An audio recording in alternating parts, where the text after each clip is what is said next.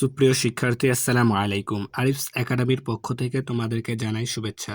আশা করি তোমরা ভালো আছো এবং সুস্থ আছো।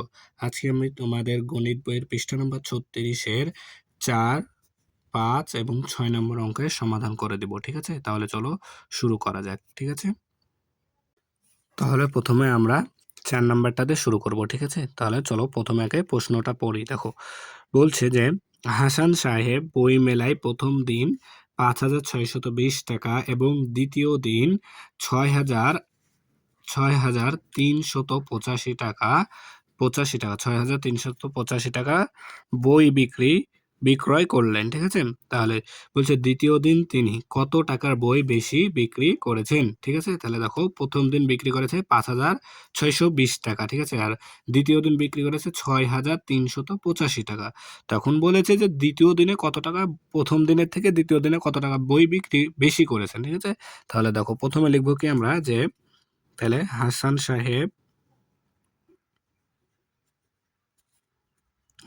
সাহেব দ্বিতীয় দিন বই বিক্রয় করলেন সমান সমান কত টাকা, 6,385 টাকা, তাই না? এরপর দেখো আবার হাসান সাহেব প্রথম দিন, আচ্ছা ঠিক আছে, এখানে একটু দিন লিখতে হবে। তাহলে দ্বিতীয় দিন প্রথম দিন বই বিক্রয় করলেন সমান সমান কত, 5,620 টাকা, 5,620 টাকা, তাই না? তাহলে এখন বলেছে কি আমাদেরকে, যে তিনি কত টাকার বই বেশি বিক্রয় করেছেন, তাই না?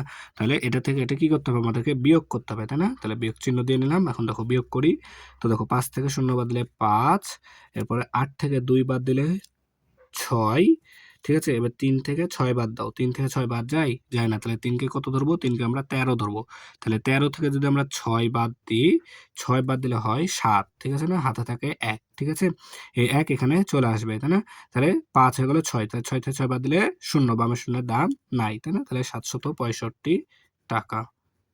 তাহলে এখানে আমরা এখন লিখবো কত, কি লিখবো, যে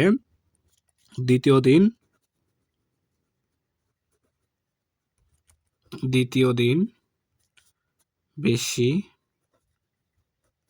বিক্রয় করেছেন সমান সমান এত টাকা, তাই না? তাহলে এখন এখানে লিখে দেবো উত্তর 765 টাকা, তাই না? তাহলে আশা করি বুঝতে পেরেছো। ঠিক আছে, তাহলে দেখো 5 নম্বর বলছে যে নাজমা বেগম 1,560 টাকা নিয়ে বাজারে গেলেন। ঠিক আছে, 1,560 টাকা নিয়ে বাজারে গেলেন। তিনি 975 টাকা খরচ করলেন। তার কাছে কত টাকা অবশিষ্ট রইল। ঠিক আছে না? তাহলে দেখো আমরা এটাও কিভাবে লিখতে পারি, যে লিখবো যে কি, নাজমা বেগম বাজারে নিয়ে গেলেন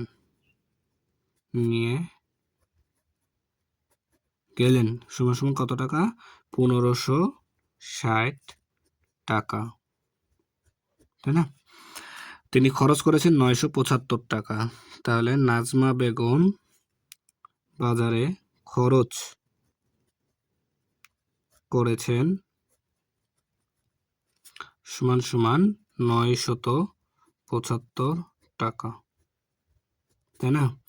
তাহলে কত টাকা অবশিষ্ট রয়েছে, তাহলে এটা কি করতে হবে, বিয়োগ করতে হবে, তাই না? তাহলে দেখো এখানে আছে 0, এখানে আছে 5, তাহলে 0 থেকে 5 বাদ যায় না। তাহলে শূন্যকে আমরা মনে মনে কত ধরবো, 10। 10 থেকে যদি 5 বাদ দিই তাহলে 5 হবে, হাতে থাকবে 1। 1 এখন 7কে দিয়ে দেবো, তাহলে 7 হয়ে যাবে 8। তাহলে দেখো উপরে আছে 6, 6 থেকে 8 বাদ যায় না। তাহলে 6কে কত ধরবো, 6কে 16 ধরবো। তাহলে 16 থেকে যদি 8 বাদ দিই তাহলে হয় 8, হাতে থাকে 1, তাই না? তাহলে এই 1 9কে দিয়ে দিলে 9 হয়ে যাবে 10, তাই না? তাহলে 10 হয়ে যাবে। তাহলে দেখো উপরে আছে 5, 5 থেকে 10 বাদ যায় না। তাহলে 5কে কত ধরবো, 15। 15 থেকে 10 বাদ দিলে 5, হাতে থাকে 1। এই 1 এখানে চলে আসবে, তাই না? তাহলে দেখো 1 থেকে 1 বাদ দিলে 0, বামে শূন্যের দাম নাই, তাই না? তাহলে 585 টাকা। তাহলে এখন লিখবো যে কি করব, খরচ করলেন। আচ্ছা, তার কাছে কত টাকা, তাহলে এখানে লিখবো যে অতএব তার কাছে অবশিষ্ট রইল সমান সমান এত টাকা, তাই না? আর নিচে লিখে দেবো উত্তর 585 টাকা, তাই না? তাহলে আশা করি বুঝতে পেরেছো, ঠিক আছে? এরপরে আমরা 6 নাম্বারটা সমাধান করে চলো। দেখো তাহলে 6 নাম্বারটা তাহলে বলছে রহিম সাহেবের মাসিক আয় 18,550 টাকা, ঠিক আছে, এবং মাসিক ব্যয় 17,984 টাকা। তার মাসিক জমা কত টাকা? ঠিক আছে, তাহলে দেখো আমরা এটা কিভাবে করব, এখানে লিখবো যে রহিম সাহেবের মাসিক আয় কত টাকা সমান সমান 18,550 টাকা, তাই না? তারপরে দেখো রহিম সাহেবের মাসিক ব্যয়, তাহলে রহিম সাহেবের মাসিক ব্যয় সমান সমান 17,984 টাকা, তাই না? তাহলে দেখো এটা কি করতে হবে, বিয়োগ করতে হবে, তাই না? যেহেতু বলেছে কত টাকা জমা হয়, তাই না? তাহলে এখানে বিয়োগ চিহ্নটা দিয়ে নিলাম।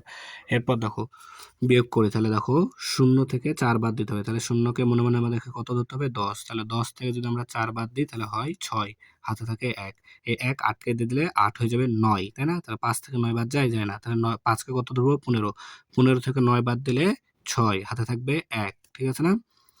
এই 1 এখন 9 এর কাছে চলে আসবে, তাহলে 9 হবে 10, তাই না? 10, তাহলে 5 থেকে 10 বাদ দিতে হবে, যায় না, তাহলে 5কে কত ধরবো, 15 থেকে 10 বাদ দিলে হয় 5, হাতে থাকে 1, এই 1 এখন এখানে চলে আসবে, তাহলে 7 এর কাছে 7 হয়ে যাবে 8, তাহলে 8 থেকে 8 বাদ দিলে 0, তাই না? তারপর দেখো আবার এখানে যদি আমি 1 থেকে 1 বাদ দিই তাহলে আবারও 0, তাহলে বামের শূন্যের কি দাম নাই, তাহলে এত টাকা 566 টাকা, তাই না? তাহলে এখানে লিখবো কি, তার মাসিক জমা, তার মাসিক জমা সমান সমান 566 টাকা, তাই না? তাহলে এখানে আমরা উত্তর 566 টাকা, তাই না? তাহলে দেখো আমাদের এই ভিডিওতে 4, 5 এবং 6 নাম্বারের অঙ্ক কি সমাধান করা হয়ে গেল, ঠিক আছে? আশা করি বুঝতে পেরেছো। তাহলে আজকে এই পর্যন্ত। ভিডিওটি ভালো লাগলে অবশ্যই লাইক, কমেন্ট, শেয়ার করতে ভুলবে না এবং পরবর্তী ভিডিও সবার আগে পেতে আমাদের চ্যানেলটি সাবস্ক্রাইব করে রাখবে। আল্লাহ হাফেজ, আসসালামু আলাইকুম ওয়া রাহমাতুল্লাহ।